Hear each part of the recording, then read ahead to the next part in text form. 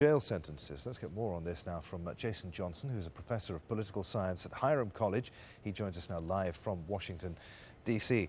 Jason, always good to have you on Al Jazeera. It'll come as no surprise to many people in America that the Missouri court found direct evidence of racial bias and stereotyping. How does America roll out these findings into meaningful action across 17,000 independent police departments?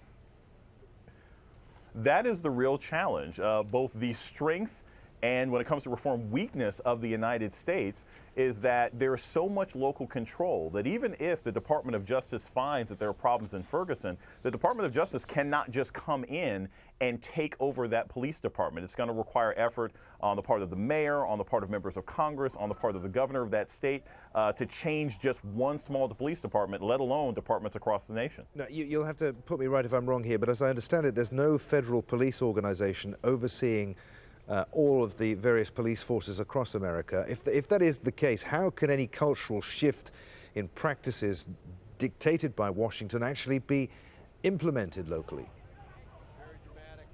Well, it's a challenge, and yes, unlike Germany, unlike England, unlike Mexico, there is no federal police department that looks over all police departments in the United States. So the only way that you can actually affect any individual department, we have two options. There's one called a consent decree, where the Department of Justice basically determines that they will have to take over a department because it is so corrupt and disorganized that it can't be fixed on their own. But much more likely, what the federal government will only be able to do is say, look, we will keep federal funds from your state government until your governor goes in and implements these changes. So it is a very slow and often extremely inefficient process. So does the solution to improving policing lie in part with the allocation of more federal aid to individual states? I mean, does state policing require more funding than it currently gets?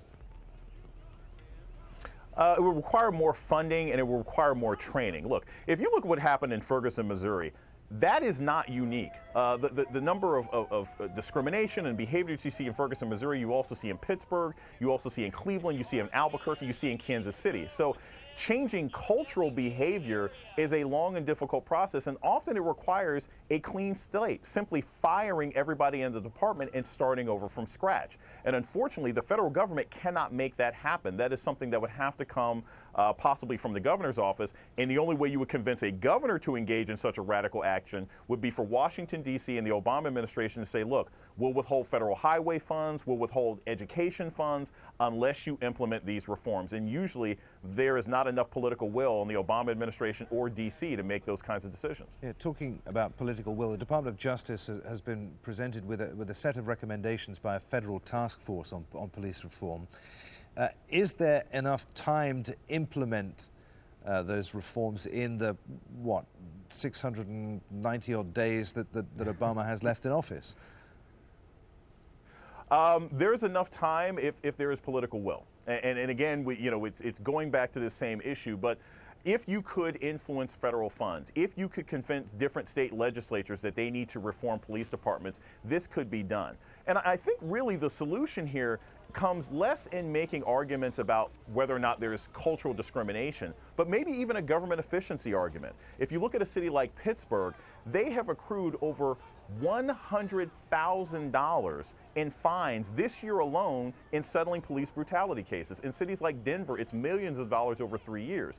There could be an opportunity for a government or a state takeover in some of these departments by saying, look, you're racking up too many fines. We'll work about the cultural issues later, but you can't have a government department that is consistently getting sued by citizens for failing to do their job.